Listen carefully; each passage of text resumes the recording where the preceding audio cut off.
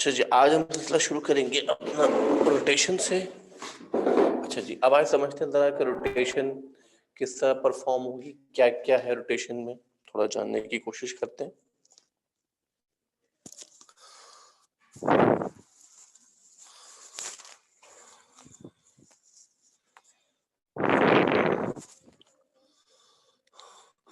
अच्छा जी, जब हम बात करते हैं रोटेशन की तो एक बात अच्छी तरह ज़हन में बिठा लीजिए, it's an isometric transformation. Size और शेप में कोई तब्दीली नहीं आएगी आफ्टर रोटेशन। अच्छा जी, अब इसके लिए कुछ बातें हैं जो आपने ध्यान में रखनी है। सबसे पहली बात,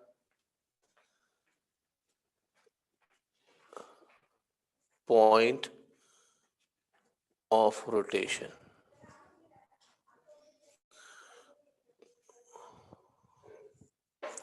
कुछ लोग इसको सेंटर ऑफ रोटेशन भी कहते हैं।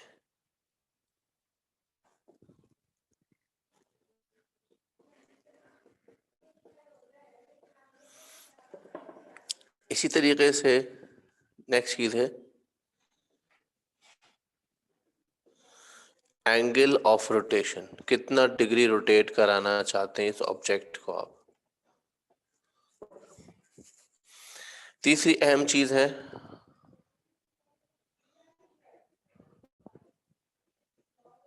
Direction of rotation.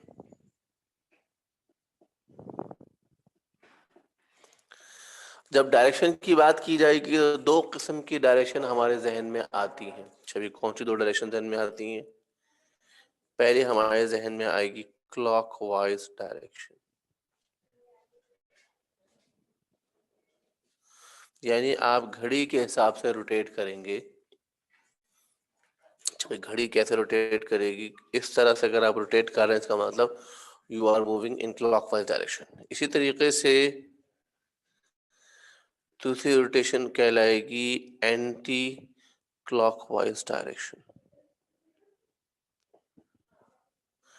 इसका मतलब ये है कि अब आप घड़ी के बिल्कुल ऑपोजिट ट्रैवल कर रहे हैं। हमने देखा है घड़ियां हमारी किस तरह मूव करती हैं, तो एंटी क्लॉकवाइज ये रोटेशन हो जाएगी। अच्छा, तो तवज्जो दीजिएगा, जैसे ये मार्कर आप लोगों को नजर आ रहा है मेरे हाथ में।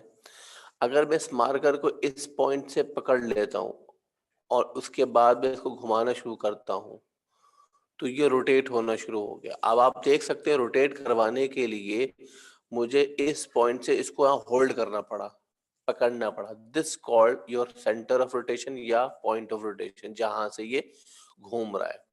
फिर आप देख सकते हैं इसको घुमाने के लिए मैं एक डायरेक्शन को ट्रेवल कर रहा हूँ। डायरेक्शन एंटी क्लॉकवाइज, क्लॉकवाइज कोई भी डायरेक्शन हो सकती है। प्लस इसे ट्रेवल करने के लिए मैं कितना डिग्री एंगल ट्रेवल कर रहा हूँ, ये भी बहुत इंपॉर्टेंट है कि आखिर आप कितना एंगल ट्रेवल करना चाहते हैं। ये तीन चीजें हैं जो रोटेशन के लिए बहुत जरूरी होंगी। अच्छा, अब हम थोड़ा सा डिस्कशन करेंगे क्लॉकवाइज और एंटी क्लॉकवाइज के दरमियान एक ताल्लुक को समझने की कोशिश करते हैं। क्या है वो ताल्लुक, आइए देखते हैं।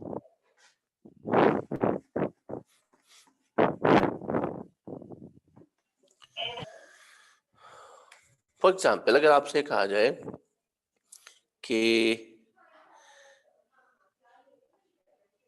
ये सेंटर ऑफ रोटेशन है, यहां पर एक ऑब्जेक्ट ए मौजूद है और ये ऑब्जेक्ट रोटेट करके यहां पर चला गया है। अच्छा जी, अब अगर यहां से पूछा जाए सवाल कि ठीक है जी, आपने रोटेशन तो करवा दी है, ये रोटेशन किस डायरेक्शन में हुई है? पहला सवाल तो ये। तो जवाब आएगा कि we are moving in anti clockwise direction. ठीक है जी, पहली बात तो ये हो गई। दूसरी चीज हमने क्या ऑब्जर्व करी कि ये एंगल 90 डिग्री ट्रैवल कर रहा है, यानी हमने क्या देखा, 90 degree anti clockwise rotation observe करी। ACW, anti clockwise direction. लेकिन लेकिन अगर कोई शख्स यहां जाने के बजाय वो यहां से घूम कर आता है तो एक बात तो फॉर श्योर है कि उसकी डेस्टिनी सेम है। उसकी डेस्टिनी सेम है, अलबत्ता उसका जो पाथ है वो डिफरेंट है, वो किसी और रास्ते के जरिए यहाँ तक पहुंचा है। डेफिनेटली ये पाथ लॉन्ग है, उसमें कोई शक नहीं है, लेकिन ये रास्ता, इसकी डायरेक्शन कुछ और है। अगर हम गौर करें तो ये क्लॉकवाइज डायरेक्शन में रोटेट कर रहा है इसने, और 270 डिग्री एंगल ट्रेवल करा, लेकिन डेस्टिनेशन सेम है। तो आपने ऑब्जर्व ये करा कि अगर आप 90 डिग्री एंटी क्लॉकवाइज ट्रेवल करें या 270 डिग्री क्लॉकवाइज ट्रेवल करें, you will reach at the same position. Your destiny will be same. That is why we label as that anti-clockwise or 270 degree clockwise. The results will be same. These are called same rotation. अगर कहीं 270 degree clockwise rotation है, अगर आप 190 degree travel कर लेंगे तो result एक ही होगा। इसी तरीके से अगर आपसे ये कहा जाए कि ये हमारे पास सेंटर ऑफ रोटेशन है और एक ऑब्जेक्ट यहाँ पर मौजूद है ए, और वो ट्रेवल करके यहाँ पहुंच जाता है, तो हम कहेंगे सर जी कि इसने 90 डिग्री क्लॉकवाइज ट्रेवल करा है। लेकिन अगर वो दूसरे रास्ते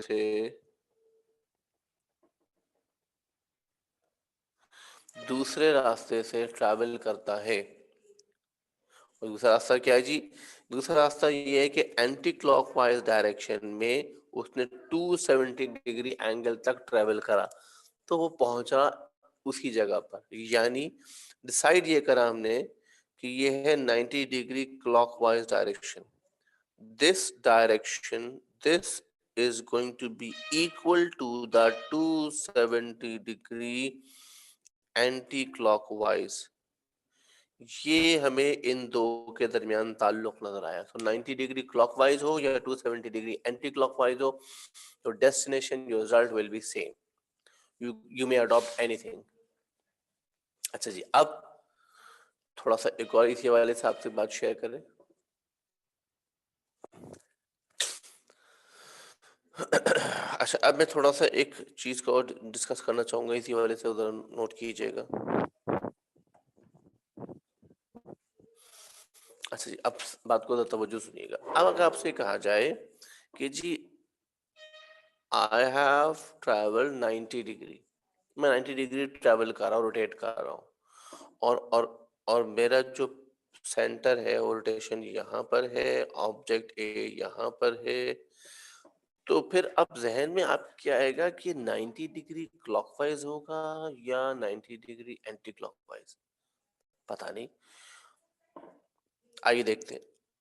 अगर मैं 90 डिग्री एंटी क्लॉकवाइज ट्रेवल करूंगा तो मैं यहाँ पहुंच जाऊंगा, और अगर 90 डिग्री क्लॉकवाइज ट्रेवल करूंगा तो मैं यहाँ पहुंच जाऊंगा। क्या देखा मैंने? दोनों अलग अलग डेस्टिनेशन पर लेकर जा रहे हैं। इससे हमने ये कंक्लूड करा कि खाली एंगल से कोई फायदा नहीं होगा जब तक कि उसके साथ डायरेक्शन मेंशन नहीं होगी। आप राइट जगह पर नहीं पहुंच सकते जब तक कि यहाँ इसके साथ क्लॉकवाइज या एंटी क्लॉकवाइज मेंशन नहीं किया जाएगा। आप सही जगह पर नहीं पहुंच सकते। तो अब हमेशा याद रखिए कि 90 डिग्री हो या 270 हो, उसके साथ डायरेक्शन का होना बहुत जरूरी है। अच्छा जी, आइए एक और इसी वाले से एक और डिस्कशन देखते हैं। अच्छा,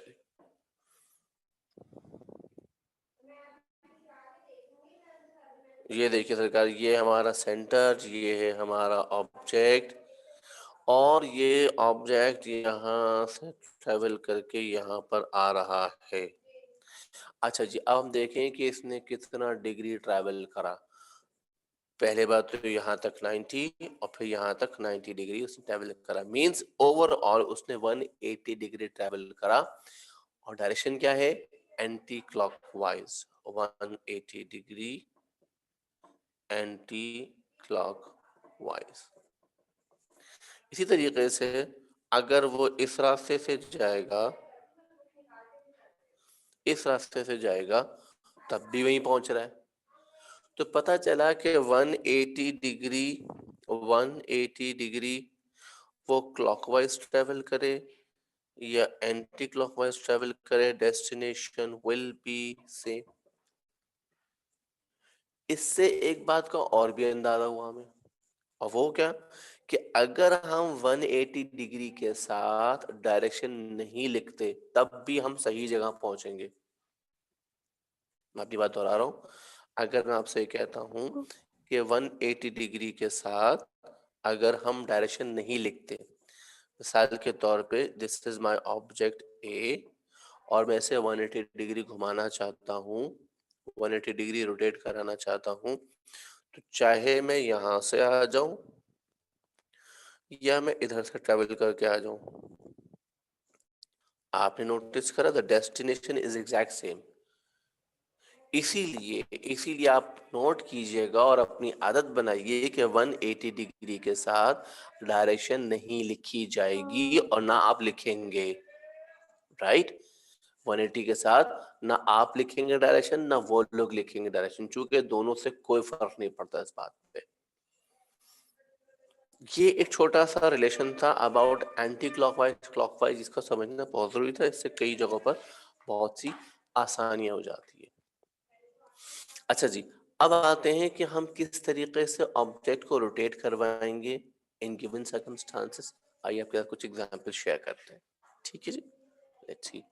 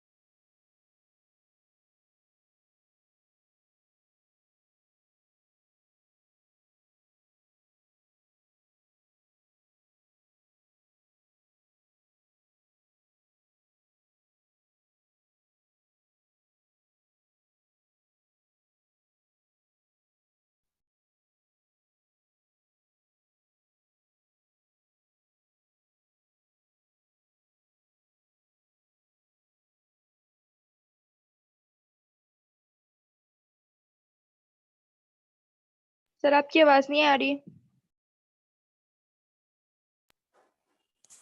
अब बेहतर है बस।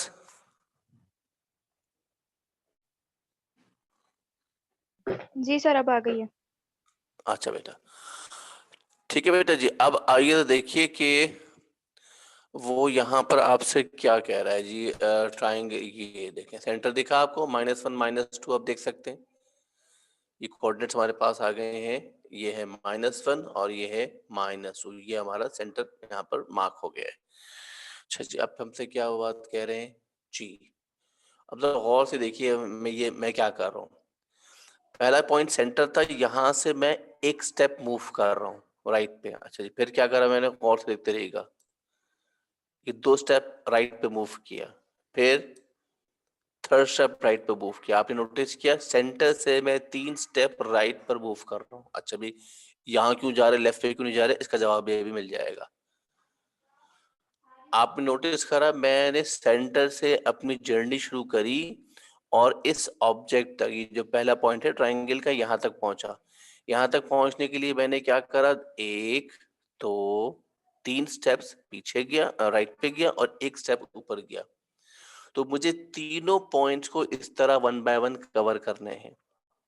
सबसे पहले मैंने शुरू किया अपना, यहाँ से मैं इसको देख सकते हैं आप। पहला काम क्या मैंने करा, 1 स्टेप 2 स्टेप 3 स्टेप राइट और 1 स्टेप अप। और ये फिर मैंने आपकी आसानी के लिए इसको जोड़ के भी दिखा दिया कि ऑब्जेक्ट और इमेज को मैंने यहाँ से जोड़ दिया है। फिर दोहरा रहा हूं अपनी बात को, एक्स एक्सिस पे 3 यूनिट ट्रेवल करा, वाई एक्सिस पे मैंने 1 यूनिट ट्रेवल करा। तो ये हो गया जी 3 1। अभी यहाँ मैं बात प्लस माइनस की नहीं करा, सिर्फ और सिर्फ नंबर्स का ध्यान रखिएगा, 3 and 1। अब ये रिजल्ट आया कि x पे 3 ट्रेवल करा, y पे 1 ट्रेवल करा। अब इस गिनती को फ्लिप कर दें, मतलब अब आप x को 1 अज्यूम करिएगा और y को 3 अज्यूम करेंगे। अच्छा जी, अब कैसे, देखिएगा जरा। देखिए x पे 1, ये देखें y पे 1 हुआ, y पे 2 हुआ और y पे 3 हो गया। यहां तक मैं पहुंच गया। अब देखिए ये मैं आपके सामने एक और लाइन बना के दिखा रहा हूँ, ये मेरा इमेज आ गया है।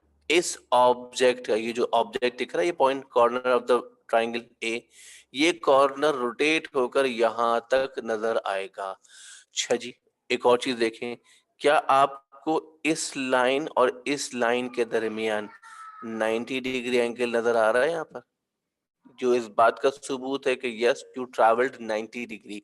आपने ट्राइंगल के इस पॉइंट को 90 डिग्री रोटेट करवा दिया है, कुछ इस तरीके से। अब जरा देखते हैं बाकी पॉइंट्स के लिए क्या करा गया है जी। अब जरा इस पॉइंट को देखिए, यहां से राइट पे 1 2 3 4 5 एंड 1। एक्स एक्सिस पे मैंने ट्रेवल किया 5, वाई एक्सिस पे ट्रेवल किया मैंने 1। अब इस डिस्टेंस को मैं फ्लिप कर दूंगा, x को y बना दूंगा, y को x बना दूंगा, यानी 5 1 कन्वर्ट हो जाएगा 1 5 में। कैसे, अब देखिए गौर से। 1 5 कैसे 1 5 हो रहा है, ये देख लीजिए, ये हो गया 1 1 2 3 4 and 5। तो 5 1 will be converted into 1 5। आइए थर्ड पॉइंट ट्राई करते हैं। This is third one. भाई ये कैसे होगा, और से देखिएगा, 1 2 3 4 5, 5 ऑन एक्स एक्सिस, वाई पे चेक करते हैं 1 2 3 4। तो ये हो गया 5 4। अब 5 4 यानी एक्स पे है 5, वाई पे है 4, इसको मैं करूंगा फ्लिप तो ये बन जाएगा 4 5। आइए चेक करते हैं ये 4 5 कैसे बन रहा है। 1 2 3 4, 1 2 3 4 and 5। आप देख सकते हैं ये 3 पॉइंट्स आ गए आपके पास इस ट्राइंगल के, और ये ट्राइंगल आपको रोटेट होती हुई नजर आएगी। कैसे, लुक एट दिस। अब आप देख सकते हैं ट्राइंगल का शेप किस तरह से है। अब ये ट्राइंगल का शेप घूम कैसे हो गया, यानी ये ट्राइंगल रोटेट होके इसके ऊपर आ गई, और रोटेशन का जो सेंटर है वो आपका ये था। और ये तीनों डॉटेड लाइन बनाना लाजमी है जब भी आप रोटेट करवाएंगे, जो इस बात का सबूत है कि आपने, आपका जो एविडेंस है वही नजर आता है। एक बात, दूसरी बात और आपको चीजें दिखाता हूँ, गौर से देखिएगा। इस ट्राइंगल ए को देखें, ट्राइंगल ए की जो ये लाइन है, ये लाइन आपको कहाँ पर नजर आ रही है, ये लाइन यहाँ नजर आ रही है। अब जरा गौर से देखें, अगर मैं इस लाइन को और इस लाइन को देखूं तो इनके दरमियान आपको 90 डिग्री एंगल नजर आ रहा है। अगर if I extend this line here and extend this line here, they are perpendicular to each other. इसी तरह हर लाइन को देख सकते हैं। लुक एट दिस लाइन, ये लाइन वर्टिकल लाइन है और ये लाइन देखिए हॉरिजॉन्टल है, ये दोनों आपस में 90 डिग्री एंगल बना रहे हैं। आइए एक और चीज दिखाते हैं आपको, ये थर्ड लाइन, ये लाइन और ये लाइन सीधे लेकर आइए, ये दोनों भी आपस में 90 डिग्री एंगल बना रहे हैं। आपने देखा एंटी क्लॉकवाइज हमने रोटेट करा, ये ए से बी की तरफ गए, this is called 90 degree anti clockwise with centre -1 2। अच्छा जी, आइए इसी हवाले से अब मैं क्या कर रहा हूँ, इसको वापस लेके जा रहा हूँ, इसी एग्जाम्पल को रिपीट कर रहा हूँ, ठीक है जी, ताकि हम दोबारा इस एग्जाम्पल को परफॉर्म देखें।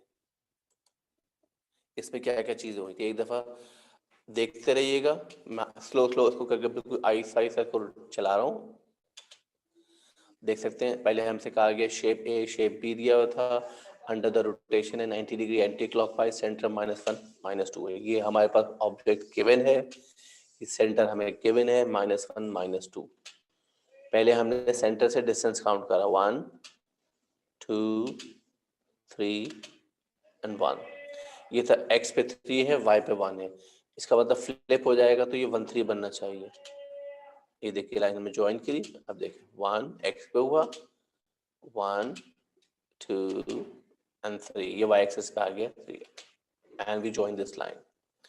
इस तरह से आपने पहला पॉइंट रोटेट करवा दिया 90 degree anti clockwise. Let's check the second one, आप देख सकते हैं डिस्टेंस यहाँ पर, ये डिस्टेंस x पे है, ये है y पे, तो ये 1 2 3 4 5 5 1 था जो कि कन्वर्ट होके 1 5 में तब्दील हो गया है। थर्ड पॉइंट देखिए, थर्ड पॉइंट हमारे पास यहाँ पर ये 5 है और ये 4 है, आई रिपीट 5 एंड 4, ये कन्वर्ट होके बन गया है 4 और 5, कैसे, ऐसे, यस एंड दिस, और आपकी जो ट्राइंगल बनेगी फाइनल वो ये ट्राइंगल है जो रोटेट होके आपको नजर आएगी। अच्छा जी, इसी तरीके से मैं आपसे एक और एग्जांपल शेयर करने लगा हूँ, ध्यान से आप चाहें तो चीजों को नोट भी कर सकते हैं। हाँ जी, अब आइए नेक्स्ट एग्जांपल की तरफ। हाँ जी, रोटेशन करवाई जा रही है हमसे और ये है 90 डिग्री क्लॉकवाइज, ठीक है जी, सेंटर है -2 1, yes this is triangle P. अब वो चाहते हैं इसको रोटेट करवाइए, दिस इज सेंटर -2 एंड 1। अच्छा जी, पहला काम देखिए, सेंटर से मैंने शुरू करा है इस ऑब्जेक्ट से, किसी भी पॉइंट से शुरू किया जा सकता है, ये कोई जरूरी नहीं है कि किस पॉइंट से शुरू करना है, किसी भी पॉइंट से रोटेशन शुरू करनी तीनों से आपको। अब जरा देख लीजिए, यहां से पहले हम हॉरिजॉन्टल गिनेंगे, फिर हम वर्टिकल गिनेंगे, 1 2 3 4 5 6 7 8 एंड 9, 9 एक्स पर हो गया, 1 2 3 4 9 4, चेंज होके ये बन जाएगा 4 9, तो लेट्स सी 1 2 3 4 1 2 3 4 5 6 7 8 9, ये अल्लाह बच गए वरना बाहर निकल जाते हैं। देखिए जी वही लाइन आ रही है, 4 9 से 9 4 से 4 9 में कन्वर्ट हुआ। आइए एक और एग्जांपल लेते हैं, सेकंड पॉइंट जी, इस पॉइंट को मेजर करते हैं सेंटर से 1 2 3 4 1 4 1, कन्वर्ट होके बनेगा 1 4, कैसे बनेगा 1 4, आइए देखते हैं, 1 1 2 3 4, it should be here, yes you can see that it is here। इसी तरीके से अब हम आते हैं अगले पॉइंट की तरफ, नेक्स्ट टारगेट हमारा क्या है, ये है हमारा नेक्स्ट टारगेट। पहले डिस्टेंस काउंट करेंगे x पे, 1 2 3 4 5 6 7 1 7 1, फ्लिप करेंगे ये बनेगा 1 7, कैसे बनेगा 1 7, आइए देखते हैं, दिस इज 1 1 2 3 4 5 6 7 आप देख सकते हैं एग्जैक्ट वहीं पर आ रहा है 1 7, so your final shape will be like this। आप देख सकते हैं ये ऑब्जेक्ट रोटेट होकर क्लॉकवाइज डायरेक्शन में आपके सामने इस तरह दिखेगा।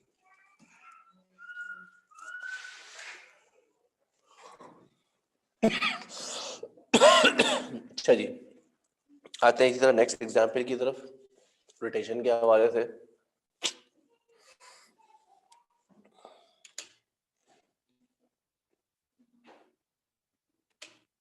जी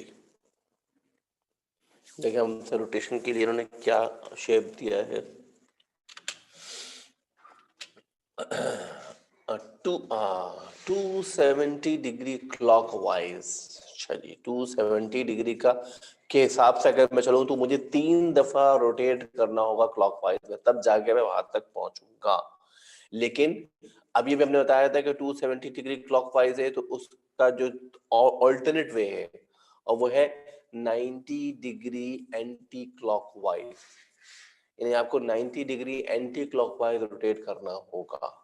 चलिए कैसे, आइए देखते हैं। दिस इज आवर शेप ए। अच्छा, सेंटर हमारे पास है -2 -1। Yes, this is centre -2 -1। अच्छा जी। अच्छा भाई, मैं रिकनेक्ट कर रहा हूँ, जो कि फिर हमसे वो सिलसिला रुक जाता है बिल्कुल।